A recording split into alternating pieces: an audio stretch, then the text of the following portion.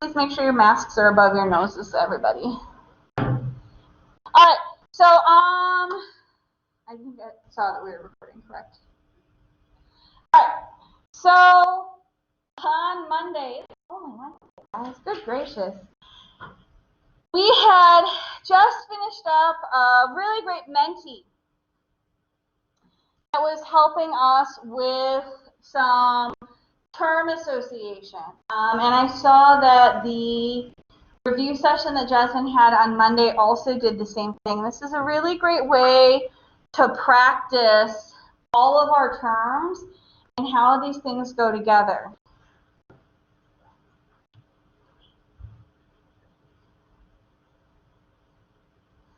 So,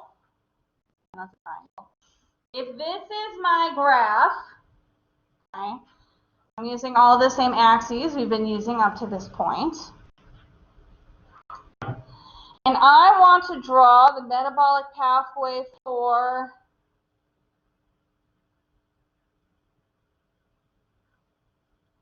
catabolism. Okay. Am I going to be investing energy or releasing energy? Releasing energy. Good.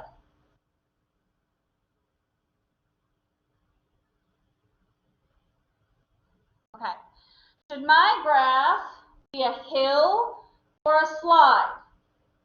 Slide. Good. Questionable slide, but you get the idea. My drawing skills have not been on point today. All right, so there's my slide. Okay. Is this reaction positive delta G or negative delta G?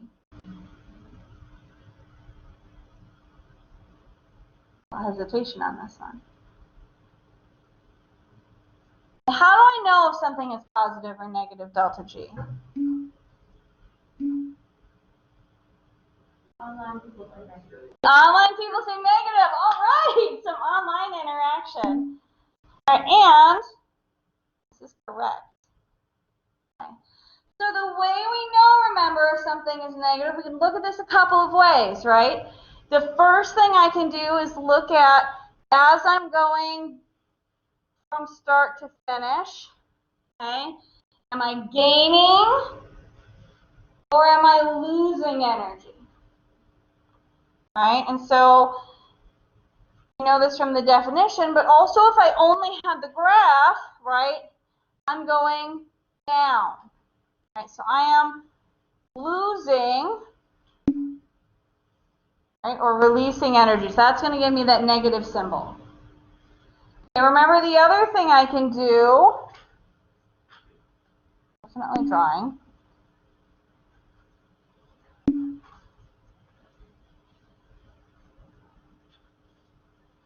is my products minus reactants, okay, end minus my start. So I'm really comparing what does my energy look like here compared to what does my energy look like here. And that, in this case, is also going to give me a negative delta G. Okay. Am I exergonic or endergonic?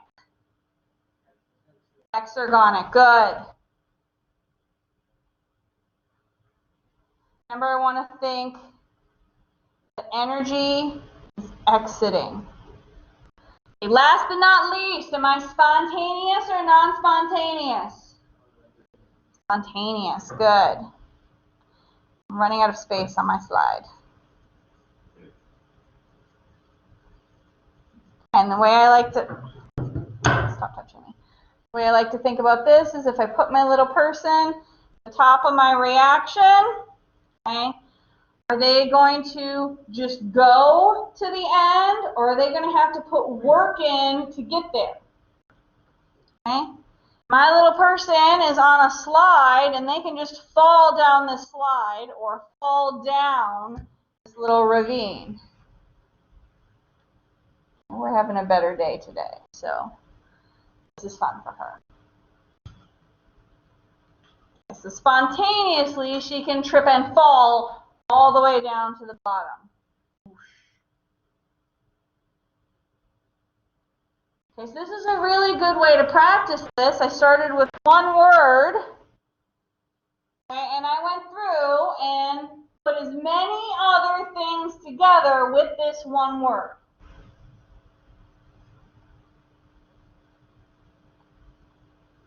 Okay. Okay, so we've been working on all of these terms together, in particular, okay, on Monday, the flow of this free energy.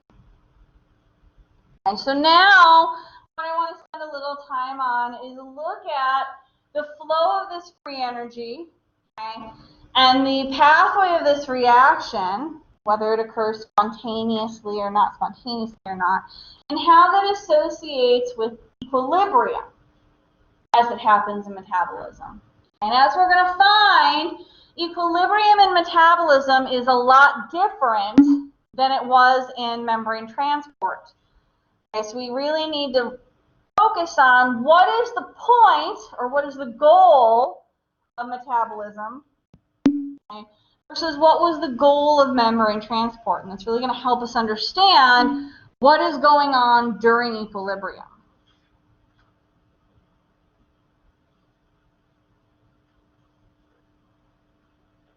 Okay. So in this case, okay,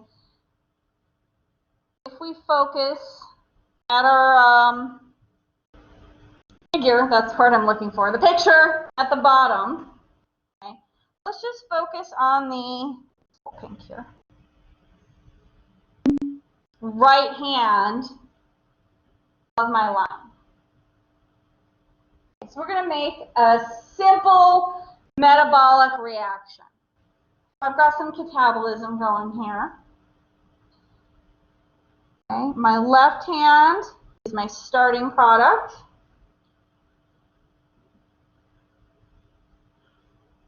And my right hand is my ending product. Okay, so we consider this like a recipe, right? Starting product is butter, ending product is cookies. Little wheel business in the middle, right? That's our helper. Okay, whatever steps in the recipe we need to make the cookies. Right, the bowl, the oven, whatever. Certainly, right, we remember that most metabolic pathways are more than one step, but we've got a nice simplified version here for us to work with. Okay. Everybody with me so far? What we've got going on here? Okay. We've got a simple one-step metabolic pathway. Okay, I have my starting material, my reactant, and my ending material, my product, and my helper, my enzymes to get me from one spot to the next. Okay, so this particular situation is equilibrium. And this is why equilibrium is a problem when we're thinking about metabolism. So equilibrium still fundamentally means the same thing, right? Equal amounts on both sides. Okay.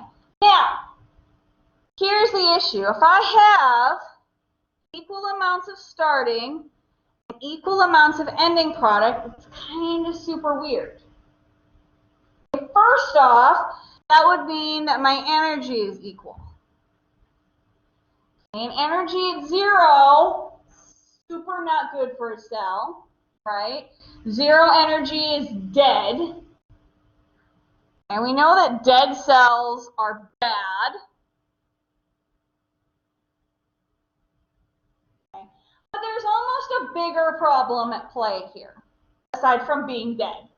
Right, so if we think about just our product side here, all of this stuff we're making. Let's go back to our cookie analogy. Why do we make products? So why are we making something from our starting material? Why do we make cookies?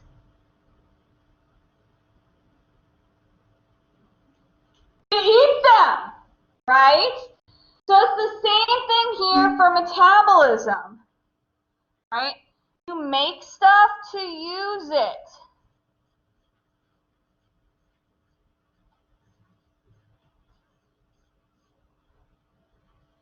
That's the whole point of metabolism.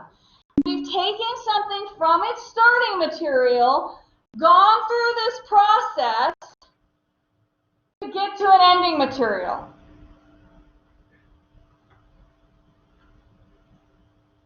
Okay. So what would be the point of having this big stored amount here? Okay, we didn't make decorative cookies. We have this big wall of decorative cookies now. Okay, that seems silly, Billy. Okay, so what this has set up for us now is this giant pool of material we're not doing anything with. It's just sitting there. We're not using it. We're not exporting it. Okay, maybe it's waste. And it's just what's sitting there and building up, like our cells are giant garbage dumps. That also feels super bad. Okay? So the idea that we're going to keep the same amount of our product as we do our starting amount is not good. Okay, so we've made all this stuff and it's just sitting there. Okay, decorative cookies.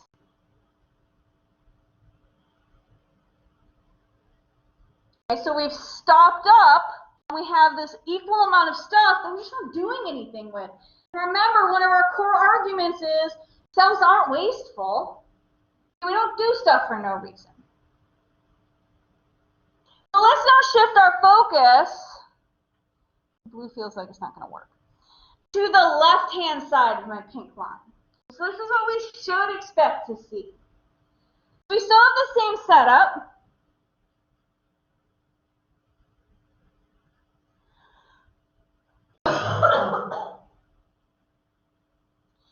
Right, we've got our starting material on the left-hand side. I've got my product or my ending material on the right. Okay, still could be butter and cookies. Okay. In the middle, I've got my helper, okay, or the recipe. You can't read that at all. I can barely read that because my handwriting is not great. Okay. But the key difference we can see here is something is actually happening, right? So my ending product side is much lower, so we're not equal.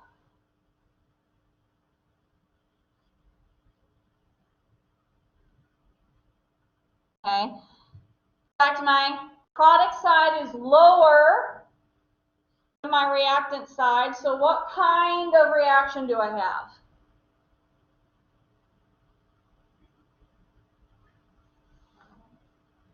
Catabolic, good.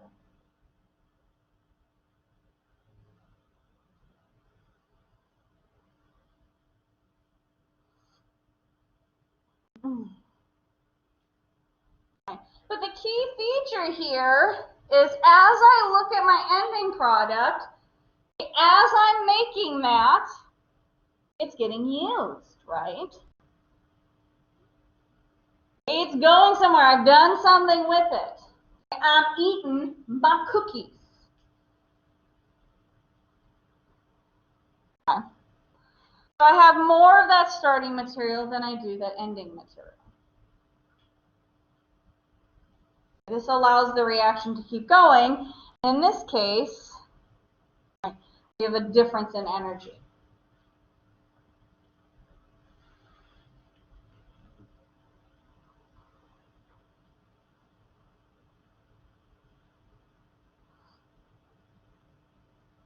Okay. So the difference in these two equilibriums is really important, right? Equilibrium with metabolism is not good because everything stops up. Decorative cookies. Stale, sad, decorative cookies. That's a lot different than what was happening when we were doing membrane transport, right? But the goal of equilibrium was a lot different in membrane transport. Everything was still moving in membrane transport.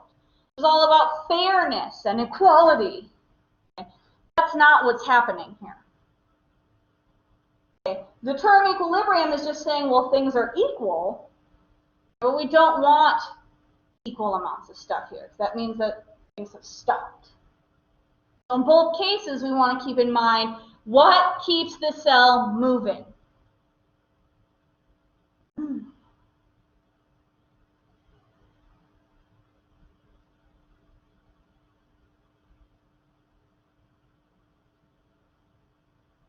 Does feel okay?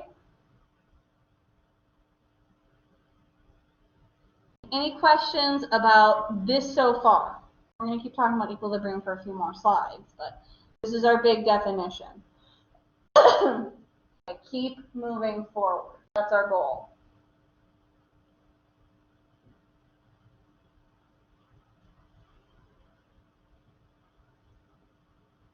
Everybody's been super quiet today. I almost hate to erase it. It's so beautiful. Okay. Now, just like we were drawing before, here's the key, right? Most systems being cells, systems being tissues, bodies, whatever we're looking at, they are not isolated. Oh, shoot, sorry guys. And then when I'm saying isolated, we mean they're not closed systems. So here's what that looks like. So we have the same sort of drawing here. They're just not ended boxes like they were in the last picture, right? We still want to set this up the same. Here's our starting materials. Here's our ending materials. Okay. So now this sets itself up in a way that makes a lot more intuitive sense for us. So if we think about our ending materials, right, we can use these ending materials, okay, the cookies, or we can transfer or export them out, okay, if, for example, they're waste, or if a neighboring tissue needs them. For example, if we've made a hormone.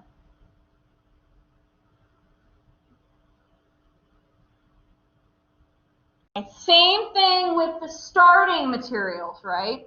You wouldn't imagine that the cell just has infinite amount of butter. The way my husband shops, we do. Okay? But most houses don't have this. You have to go get it. Right? It continuously comes into the house.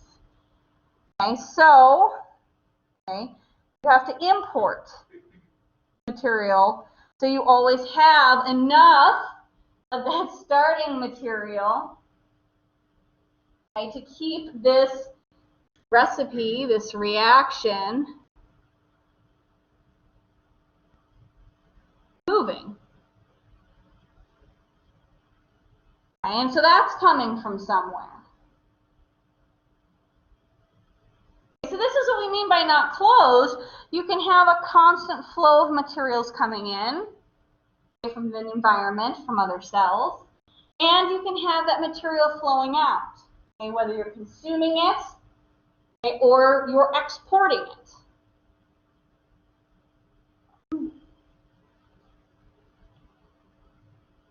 Okay, kind of up to this point, we've sort of imagined our cell almost as its own individual little bubble, except when we kind of for a second thought about it eating and pooping, right? We want to make sure that we remember that it's not its own little bubble, right? It hangs out with other cells or other tissues, and it works in cahoots with them.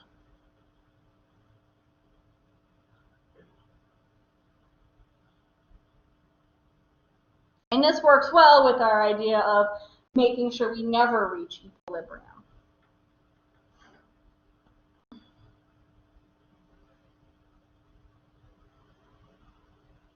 Did that feel okay?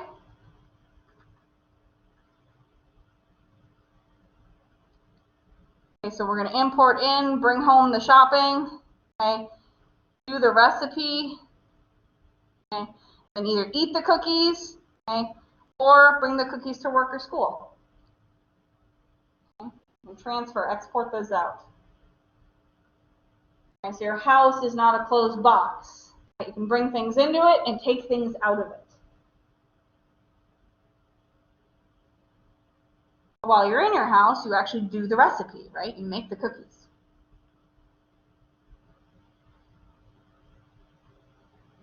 Turn butter into delicious cookies.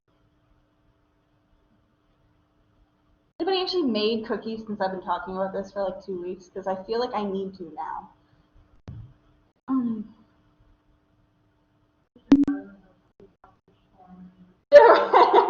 Just roll the little rolls out. Yeah. That still works for this analogy. It really does. All right. One last thing then to remember is, despite the fact we've been thinking about this as this cute little like one-step process, is remember when we first started talking about metabolic pathways, is that they are not one step, right? Butter plus oven does not make cookie. Oh, how I wish. Right? They're often ooh, that's not how you, with the spelling. Try that a second time, shall we? They're thousands of steps long.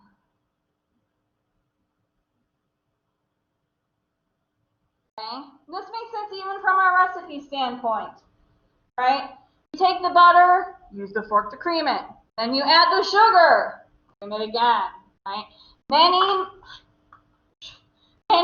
Many steps go together in order to create your final product, right? It's not just one step done.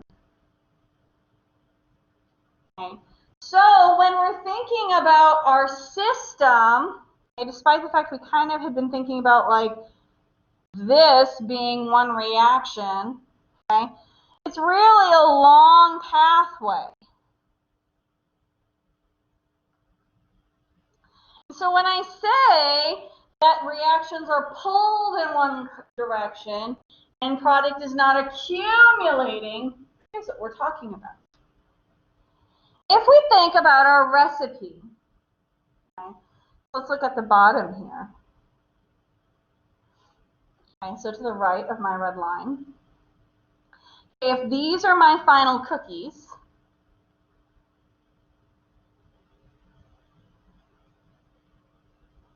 and the step before that would be batter in a bowl, right? Oh, that dough. I guess it's dough, not batter. Whatever. Are you going to argue with me? All right, so we've got our dough in a bowl. And don't forget, here's our helper. So, when we're talking about not accumulating, okay, our dough, okay, it's moved from the bowl, okay, onto the pan and into the oven. Okay, so we're not the dough that was the product of the previous step, right? If we think about, nope, I picked a different color and you are just blatantly refusing.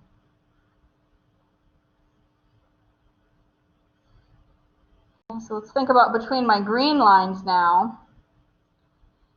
I can't, for even a hot second, think about what the step before making dough is.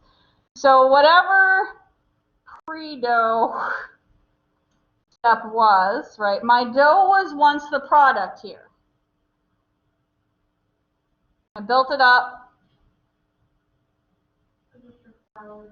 Ah, the flour. Flour is always the last step. Yes. Alan's got me. A flour step. You always do flour last. It's really hard to mix the flour. And the flour step. Right? So we've done the flour step to make the dough. Okay, so my dough is the product of my flour step, right? If you've never made cookies, you're just going to go on the ride with me. So I've now made this product in my bowl, but I'm not going to accumulate a bunch of dough, right? Because now I'm going to take this product and it's going to move on to the next step. And I'm taking it out of the bowl and it's going on the baking sheet. Okay? So the product from the previous step moves on becomes the reactant. Okay, we're not just going to keep putting more, and more dough in the bowl, right? Okay, as we put dough in the, I checked the word was dough now, gracious. As we put dough in the bowl, okay, that dough then is also going to get moved to the oven.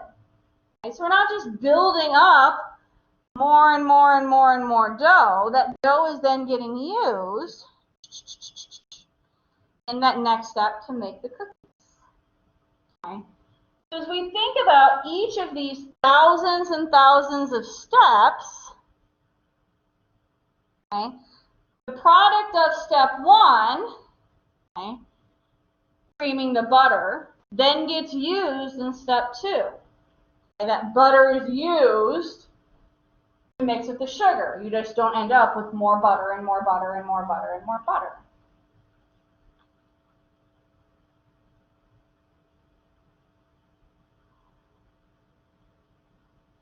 And so even for these where you don't have instant gratification, we don't have instant cookies, our product isn't the first step, our final, or at least our end product, right? The cookies aren't the first step. Even that first step gets pulled down, it gets accumulated into that next page, that next bowl, into that next step.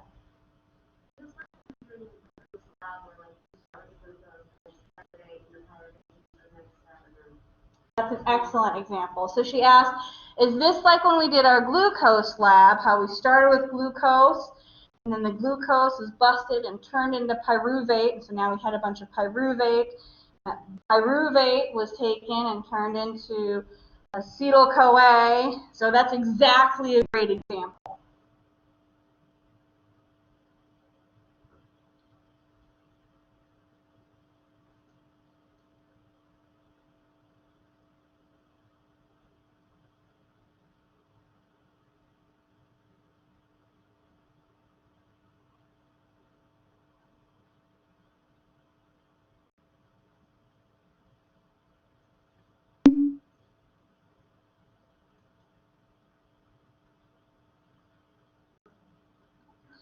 Any questions about this or equilibrium in general?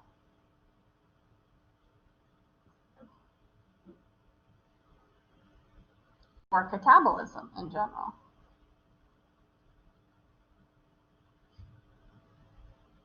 Hit me, girl.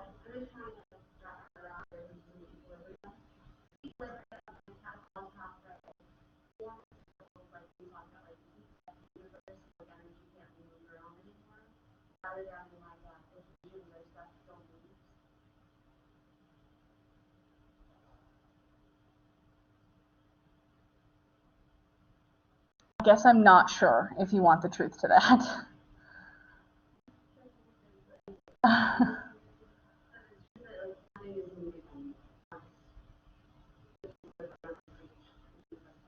So that is correct, and that's why we don't reach equilibrium, is because everything is not moving. You are correct there.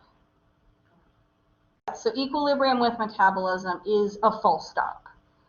And so it's very uncommon and usually results in some kind of cellular death.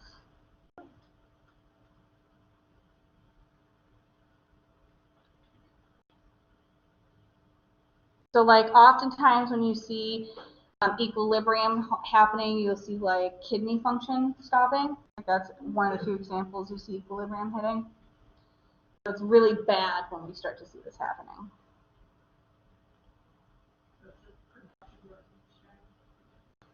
Ultimately, that's a good way of saying it. So her example is production versus exchange. When we're comparing the two. That's a good way to look at it.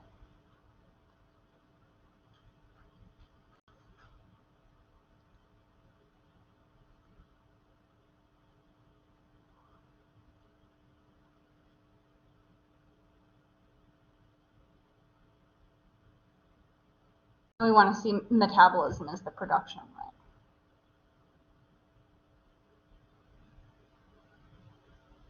Okay, any other questions?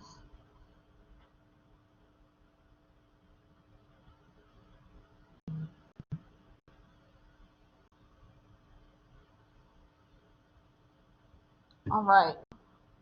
Okay, so as a reminder then, right, one of the big underlying themes here and your take-home message with why this is the way it is cells aren't wasteful. This is one of our big key features, right? We don't do things for no reason. We don't do things for decoration. Okay? We don't do things so they can sit there. And we do things so they can be used either by ourselves as the single cell or the single tissue, or for other cells and other tissues. Okay. All chemicals and all items are recycled. Okay. Cells are very, very super sustainable, whether we're talking about the actual compounds or the energy itself.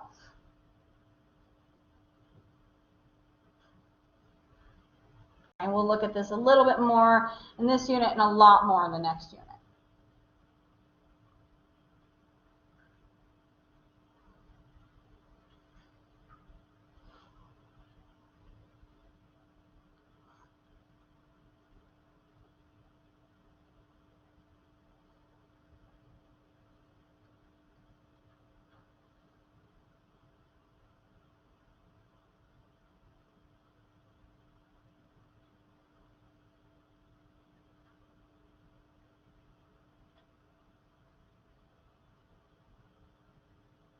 Okay, any final questions about equilibrium or metabolic reactions? I'll start putting some flavor on them. So we want to make sure we feel really good about everything we've done so far.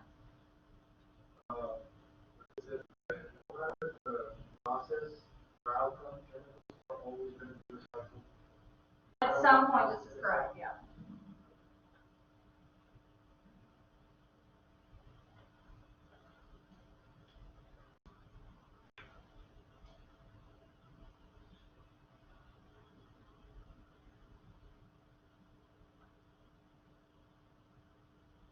Everybody feel good? All right, let's hit them up. So our big focus, particularly since we've been talking about equilibrium, has been very extreme, a catabolic exergonic reaction, right?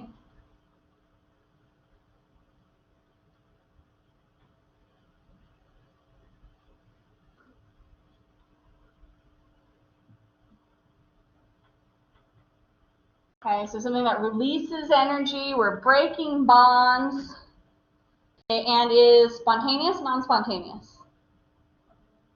Spontaneous. Okay, so this is going to be really important here.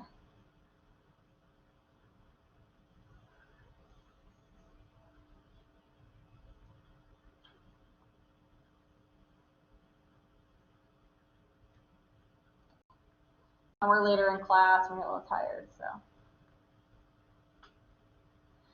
All right, so here's the skinny. If we're having a spontaneous reaction, remember the key is that these reactions are just going to go. I get to the top of the hill, I spontaneously fall down that hill. So one of the problems that we encounter as cells, as tissues, as bodies, is we worry about making stuff too fast or too much of it. Remember, cells aren't wasteful. This is one of our keys. So if we're picturing this as a slide, I picture like one of those slides at the water park. Oh, to be a kid again. Okay. One of the problems that you always have to worry about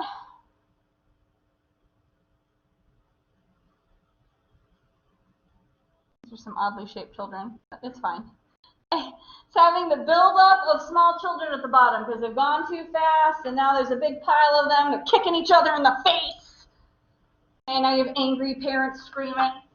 So how do you make sure that you don't have a big pile up at the bottom of our slide because we've done this too quickly?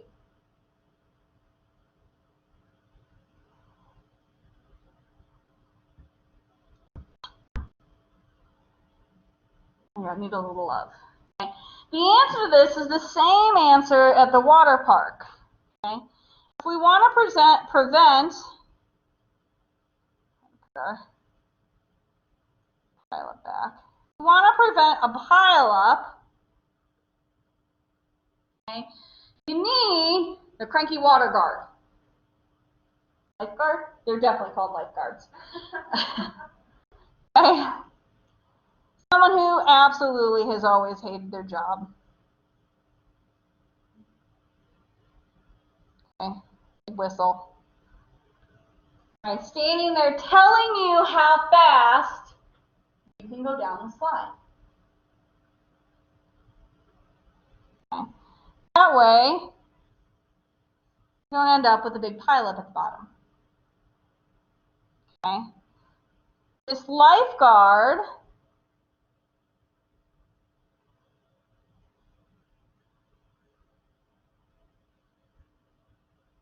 is the E sub A, okay, which is the activation energy, okay, or energy of activation.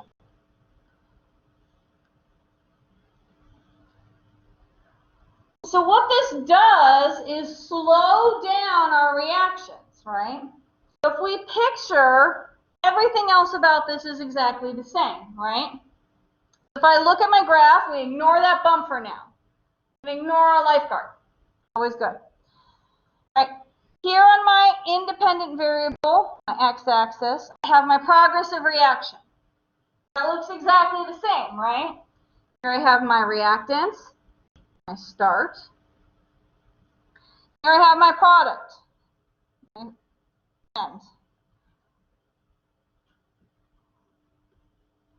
Okay. If I look at my dependent variable, this is my y-axis. That's still free energy, right? Here's my delta G. So my axes are the exact same axes that we've been dealing with for all of the graphs that we've drawn up to this point. Let's look at everything but our bump. All right, so I have my reactants.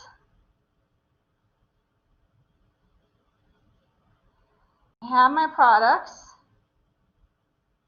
If I were to draw a line straight from one to the other, am I going up or am I going down? Going down.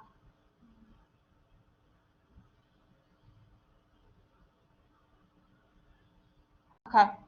Is this a catabolic or an anabolic reaction? Catabolic, right? That also means I'm exergonic. Okay, if I were to ignore the bump, would this be spontaneous or non-spontaneous? Normally, this would be spontaneous, right? Do I have a negative or a positive delta G? Negative.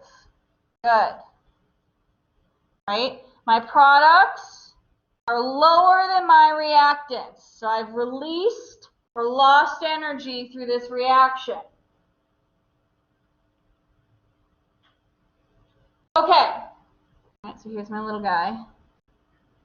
Spontaneously, whee! Going down my slide. Here's what's going on. If we go back, so now let's envelop or look at the bump. Okay. I don't want the pileup of small children at the bottom of the slide. Okay, so we need the lifeguard to slow things down. So now if I add this bump back in,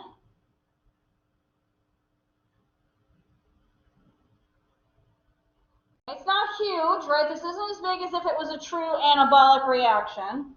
So little tears. Little tears. Okay. Have I moved my reactants?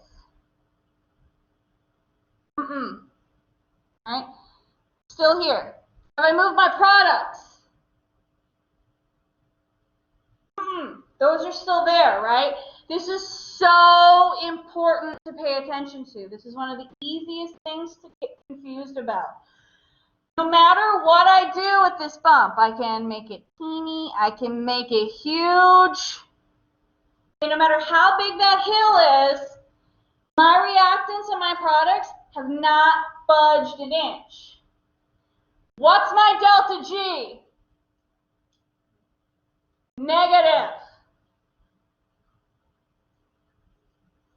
Okay? Remember that your delta G is the relationship between your reactants and your products, and absolutely nothing else, right?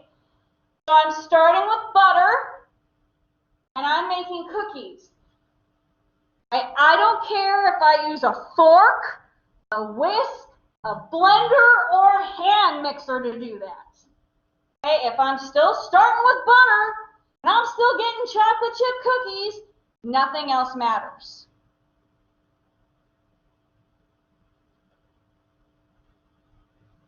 Okay? So I haven't changed my butter, and I haven't changed my cookies.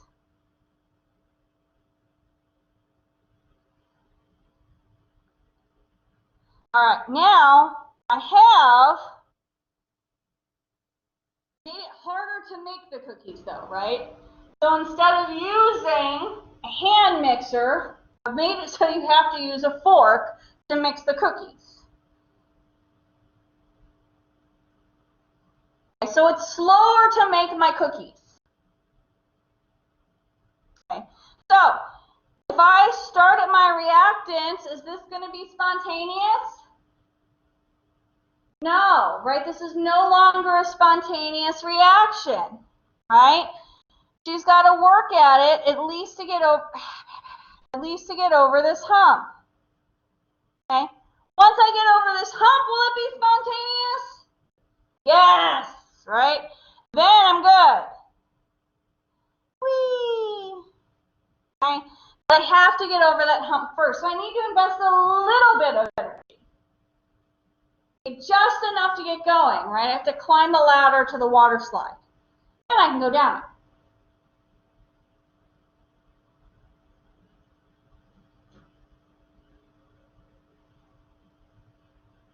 With me so far?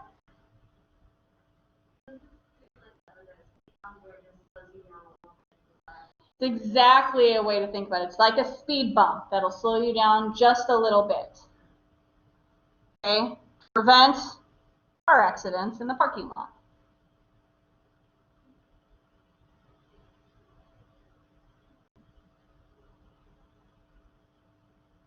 Okay. Now, there's lots of ways cells can get over this bump. Okay? One way we can do it is to get heat, absorb heat. Remember, heat is a form of energy. We gave off that energy in our second law of thermodynamics. It was lost. The cells can reabsorb some heat to get over this bump. One way you can do it. Why not? If it's laying around, you can use it.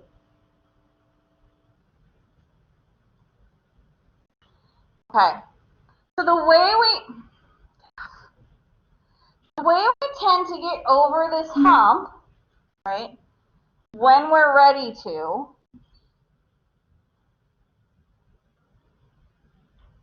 reduce the crying. Instead of relying on heat, which is a lot of fingers crossed, is the use of what's called a catalyst.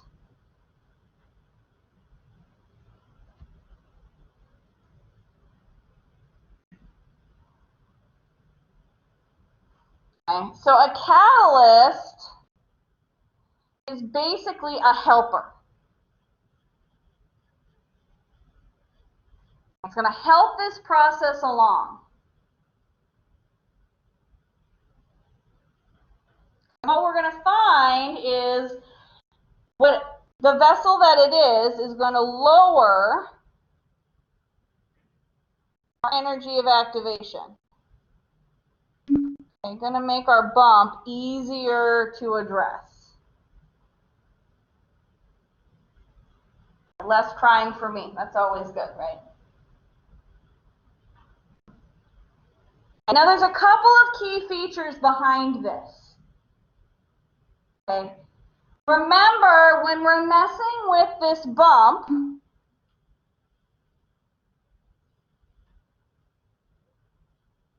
on, man. My reactants still haven't moved, right? I haven't touched my reactants. I can mess with the bowl, I can mess with the oven, I can mess with the whisk. That is a very hard sentence to say. Okay? But I still haven't touched the butter, right? Okay? My butter, untouched. Okay? Mess with all those things, still haven't touched the cookies. Okay? So that's unchanged. If I don't touch the butter and the cookies, okay, then the difference between those two is also unchanged, right? Everybody sees that?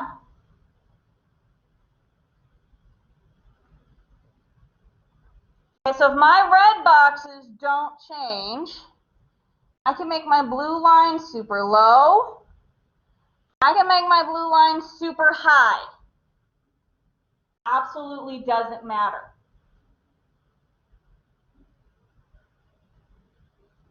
Poor little blue stick figure can climb as high or as short of a hill as she needs to. But the difference between those two red bars never changes. Because we didn't touch the butter and we didn't touch the cookies. So we haven't touched the starting material. We haven't touched the end product. This is one of the most important things, which is why I keep saying it. It's one of the most easy to confuse. That's why we say we haven't affected the delta G. Remember, our delta G, okay, the change in free energy is just the difference between our reactants, our starting material, and our products. If I don't move those, I don't change those, I don't change my free energy. Okay, so this was negative before.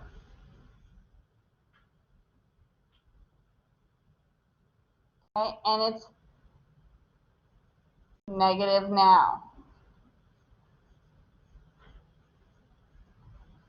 I had numbers attached to this. If this was negative 100 before, it's negative 100 now. Right? Because nothing moved.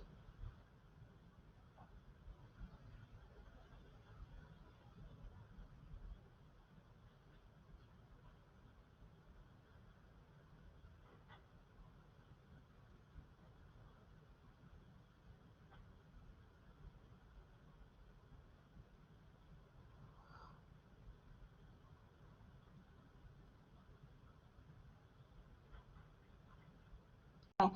The other thing we're really going to focus on is, while the whole point, right, is to change the starting material into the ending material, right? We're converting butter into cookies. That's still the goal. The catalyst that we're using, which is usually something like an enzyme, right, our helpers, are not getting changed. Okay. If I end up using a hand mixer instead of a whisk, the hand mixer is going to help me make cookies easier, okay? But I have not changed the hand mixer, right? It's still a giant plastic thing that plugs in with two metal pieces at the bottom when I started. When I'm done, it's just a giant plastic thing that plugs in with two metal pieces when I'm done. Okay, so it is an unchanged item. It doesn't become part of the batter. So it doesn't become part of our components. Okay? It doesn't get destroyed, it doesn't get morphed or altered in any way.